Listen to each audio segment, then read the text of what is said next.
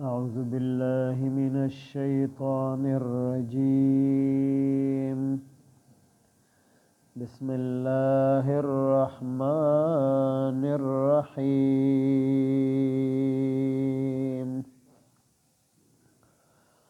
إن الصفا والمروة من شعائر الله، فمن حج البيت أو اعتمر فلا جناح عليه أن يطوف بهما، ومن تطوع خيرا فإن الله شاكر عليم. آمنت بالله صدق الله مولانا العظيم.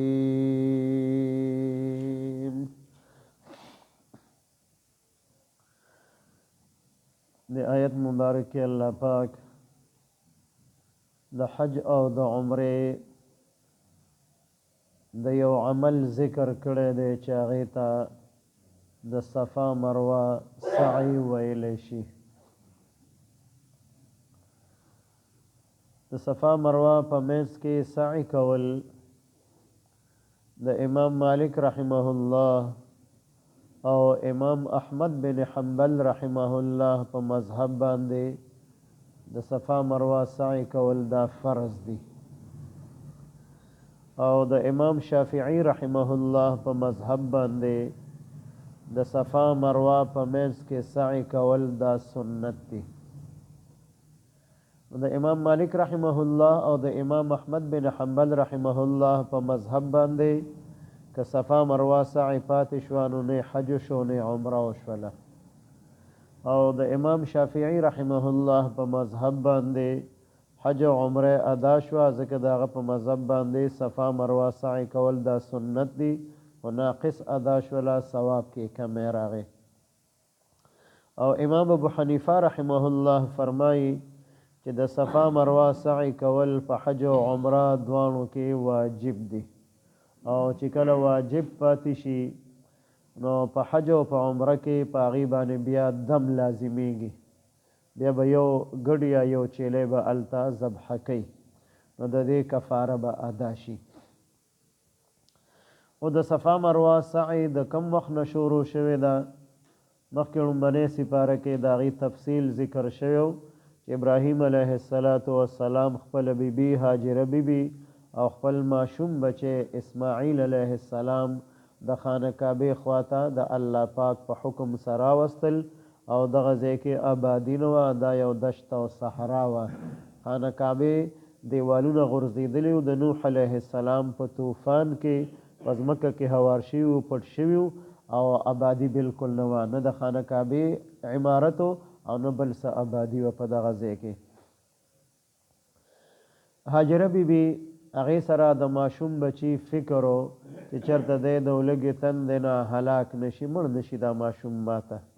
ځکه چې کوم د هغې زمانې مناسب خوراک اوبه څه وو هغه ختم شو. نو هاجره بیبي صفا ډیرې ته وختله چې څوک وګوري چېرته څوک را رواني، هغې سره د خوراک څښاک څه انتظامي چې د ماشوم د خاطره ترې څه وغواړم هغه ترې واخلم.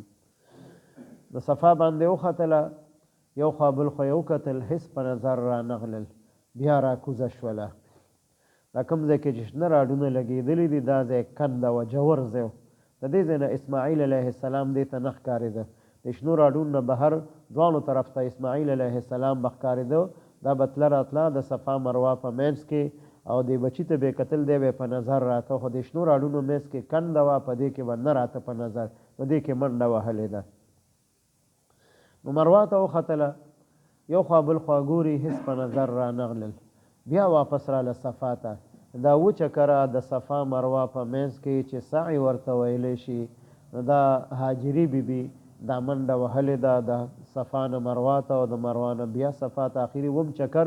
دا په مروه باندې پوره کېږي، یعنې یک طرفه دا یو چکر شمار کېږي. په دویم ځل چې صفا ته واپس راشي نو دا بیا دوه چکرې شوې. دغه شان اخري چکر په مروه ډیرې باندې دا پوره کېږي. نو په حج کې هم دا واجب دي، او په عمره کې هم دا واجب دي. البته په حج کې یو سهولت دا شته دی چې کله حاجی صاحب د حج احرام تړي نو دی یو نفلی طواف وکړي او د نفلی طواف نه وروسته دی د احرام په حالت کې صفا مروه سعی وکړي. نو بیا چې کله دی د حج طواف زیارت کوي نو د هغې نه وروسته بیا په ده باندې د صفا مروه سعی نشته دی. دا سهولت دی.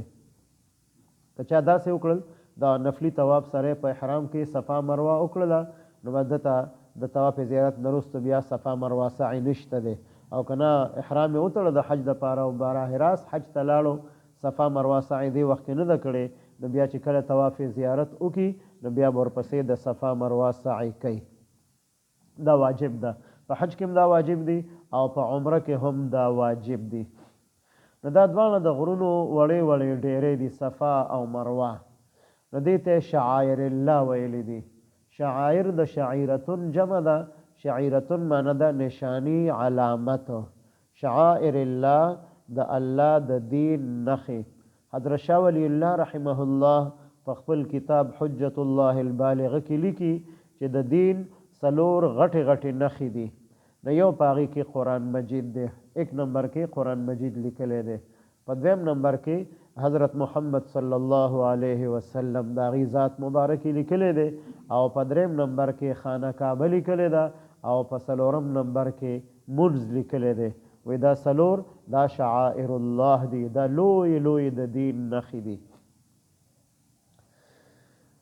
نو دا صفا مروه چونکې دې سره د حج او د عمرې د سعی وابسته ده نو دې ته هم د شعائر الله ویلي دي. دا هم په شعائر الله کې شمار کړي دي. دغه شان څومره مساجد دي، څومره اسلامي مدرسې دي، علما دي، طلبا دي، حافظان دي، قاریان دي، دا ټول د الله پاک د دین نښې دي. نو دې ته د الله د دین د نښو په نیت باندې د قدر په نظر باندې کتل پکار دي. او څوک چې د الله د دین د نښو بې ادبي وکړي نو بې ادبه انسان نه په دنیا کې کامیابېدی شي او نه په آخرت کې کامیابېدی شي. او چا کې ادب وي نو هغه به په دنیا کې هم کامیاب وي، هغه به په آخرت کې هم کامیاب وي. د مور او پلار ادب کول، دغه شان د مشرانو ادب کول، دا ټول دا د دین په شعائرو کې شامل دي. د جاهلیت په زمانه کې صفا او مروه په دې دواړو باندې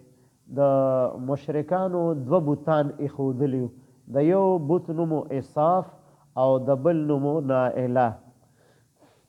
دا بدبخت 2 کسانو دې د خانه کعبې کې دننه بدکاري کړې وه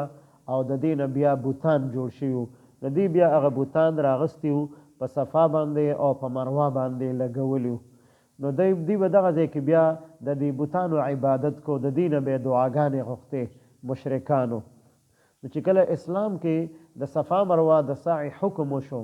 نو بعضې مسلمانانو په زړه کې رالل چې دا صفا مروه سعی دغلته خو بوتان پراته او د خلقو به د بوتانو عبادت کو. نو که موږ د صفا مروه سعی کو نو اسې نو چې هغې سره مشابهت راشي او ګناهګار نشو. نو الله پاک دا آیت مبارک راولېږو چې د حج او د عمرې په موقع باندې کوم خلق دلته د صفا مروه په منځ کې دلته د طواف الفاظ ذکر کړي خو طواف هم چکر وهلو ته او ګرځېدلو ته ویلی شي. یعنې صفا مروه په منځ کې سعی وکړي نو په ده باندې هغه ګناه نشته دی چې کوم د خیال کې راځي چې دلته خو بوتان پراتو دی، مشرکانو به د بوتانو عبادت کو. اوس دا د الله حکم دی نو په دې کې ګناه نشته بلکې په دې کې به تاسو ته ثواب میلاویږي. او انسان چې کوم یو عمل کوي نو د دې آیت مبارک په آخر کې فرمایي چې الله پاک د هغې قدردان دی، قدر یې کوي، ثواب ورله ورکوي او د هر یو انسان په نیت باندې عالم دی چې دی د عمل په کوم نیت باندې کوي. ان الصفا والمروه بشک صفا او مروه چې 2 وړې وړې ډیرې دي من شعائر الله دا د الله نښې دي، د الله د دین نښې دي. فمن حج البیت چا چې حج وکړو د بیت الله شریف او اعتمر یې عمره ادا کړله نو په دواړو کې د صفا مروه سعی دا واجب دي. په حج کې هم واجب دي او په عمره کې هم واجب دي. فلا جناح علیه نو نشته دی څه ګناه په ده باندې ان یطوف دا چې د طواف کی وګرځي سعیو کی بهما د دوانو په منځ کې د صفا او مروه په منځ کې وګرځي سعیو کی نو دا د لپاره د ګناه خبره نه ده بلکې د ثواب خبره ده ومن تطوع خیرا او چا چې د زړه په خوشاله سره نیکی وکړه په اخلاص سره نیکی وکړه د الله پاک د رضا لپاره یو عمل وکړو فإن الله نو بشک الله پاک شاکر قدردان دی علیم او عالم دی د هر چا په نیت باندې د هر یو انسان د نیک عمل الله پاک قدر کوي اجر او ثواب ورته ورکوي او د انسان په نیت باندې خبردار دی چې د نیت کې د څومره اخلاص دی هغه شان به الله پاک اجر او ثواب ورکوي ان الصفا والمروه بشک صفا او مروه من شعائر الله دا د الله پاک د دین نخې دي فمن حج البیت چا چې حج وکړو د بیت الله شریف او اعتمر یا عمره ادا کړله فلا جناح علیه نو نشته د څه ګناه په ده باندې ان یطوف بهما دا چې د طواف وکړي یعنې سعی وکړي د دې دواړو په منځ کې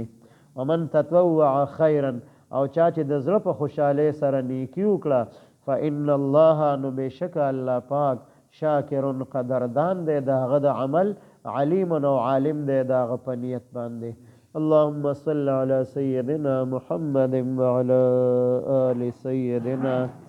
ومولانا محمد وبارك وسلم رب اجعلني مقيم الصلاة ومن ذريتي ربنا وتقبل دعاء ربنا اغفر لي ولوالدي وللمؤمنين يوم يقوم الحساب ربنا اغفر لنا ولإخواننا الذين سبقونا بالإيمان ولا تجعل في قلوبنا غلا للذين آمنوا ربنا إنك رؤوف رحيم ربنا هب لنا من أزواجنا وذرياتنا قرة أعين وجعلنا للمتقين إماما د فلسطین د مظلوم مسلمانانو په حق کې دعا غواړي الله پاکه د هغې مظلوم مسلمانانو سره هغې مجاهدینو سره خپل امداد شامل حال وګرځي